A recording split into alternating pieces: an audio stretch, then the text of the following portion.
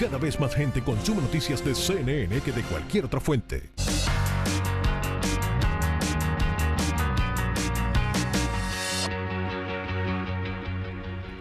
En Estados Unidos se acaba de publicar una nueva guía para los solicitantes de asilo en Estados Unidos, dando marcha atrás con una política de la era Trump conocida como metering en inglés.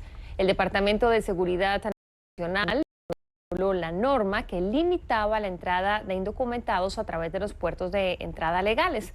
¿Esto qué significa? ¿Cómo se puede comprender? Vamos a hablarlo con Robert Valencia, analista político. Robert, un placer tenerte por aquí como siempre. Y esto en términos prácticos, ¿qué cambia? Que se le llama más política de medición en español.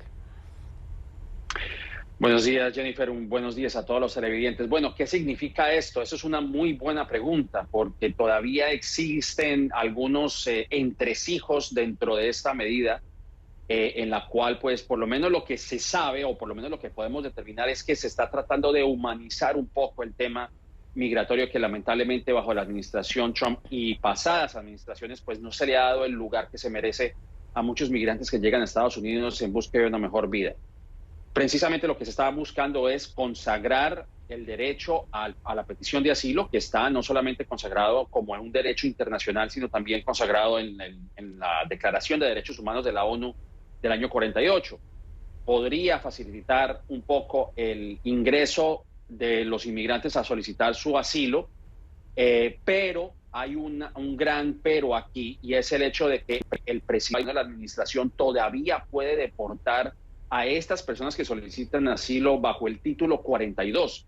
¿Qué es el título 42? Es una medida que tiene el gobierno para deportar a estas personas bajo medidas de salubridad pública. Si ellos representan, visto por el gobierno, como una amenaza a la salud pública, siguen siendo deportados, que eso fue lo que ocurrió precisamente con los migrantes haitianos, y que vimos todo esta tragedia en la frontera, en donde las imágenes pues hablaban por sí solas del trato que le daba la patrulla fronteriza a los haitianos. Es decir, es una luz de esperanza, por decirlo de alguna manera, pero también con un gran asterisco, porque no se sabe cómo va a reaccionar las autoridades y principalmente las cortes federales, porque son las que les han puesto trabas a estas medidas que quiere revertir la administración de Joe Biden.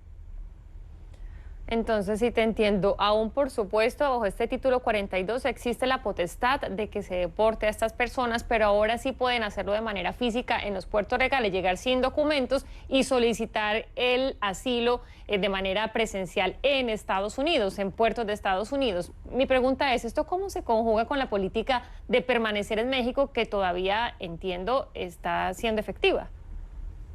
Sí, y esa es precisamente la confusión que se ha generado no solamente dentro de la administración, porque incluso lo que vimos, por ejemplo, hace algunas semanas, es que el enviado especial a Haití renunció porque precisamente la administración Biden llevaba a cabo estas deportaciones masivas de haitianos en este caso. Y aquí es donde surge la confusión, porque mientras la administración de Joe Biden ha mantenido su promesa de humanizar el proceso migratorio, o por lo menos abrir camino para que las personas que buscan asilo migratorio aquí en Estados Unidos lo lleven de manera, digamos, precisamente humana, un proceso debido como debe ser, las cortes son las que han impedido esto. Precisamente una corte distrital en Texas es la que ha ocasionado esta traba, porque lo que ha dicho esta Corte Federal en Texas, es que el gobierno puede seguir deportando o llevando personas a México e incluso más allá.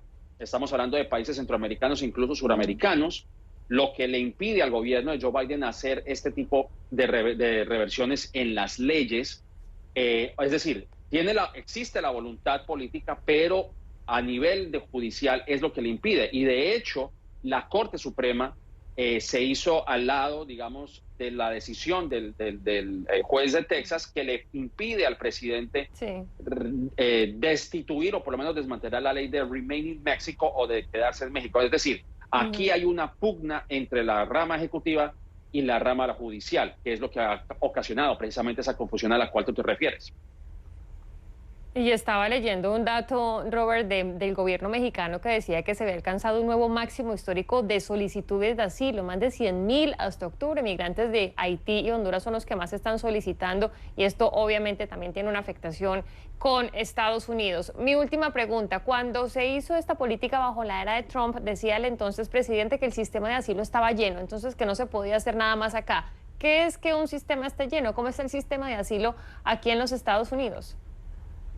Bueno, obviamente esto ha sido una de las medidas populistas que llevó precisamente a Donald Trump a la presidencia y yo creo que no existe un techo como tal. De hecho, el proceso de asilo en Estados Unidos es muy complicado, es decir, para que una persona pueda realmente declarar que es una persona que requiere de la protección aquí en Estados Unidos, pues es un proceso bastante engorroso de alguna manera. Es decir, no todo el mundo entra. Incluso el mismo presidente Donald Trump bajó el techo de personas que podían solicitar asilo. Yo creo que en las actuales circunstancias es algo que Joe Biden no puede hacer.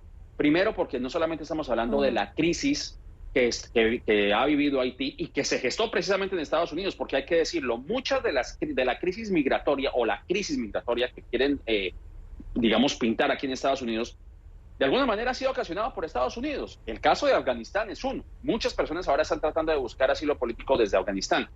La muerte del presidente haitiano también, que se gestó desde acá, llevó a esa crisis. Y la crisis climática es lo que llevó a muchas personas en Centroamérica a llegar aquí a Estados Unidos. Así que es una condición que se ha afectado precisamente por algunas de las políticas que se han realizado desde acá. Y esa es la verdad. Un tema complejo porque hay muchísimas personas tratando de emigrar, haciendo unos recorridos impresionantes y un fenómeno que también se comienza a presentar en Latinoamérica. Gracias, Robert, por ayudarnos a entender en qué consiste esto. Feliz día para ti. Igualmente, muchas gracias. Hacemos una pausa, ya volvemos con más.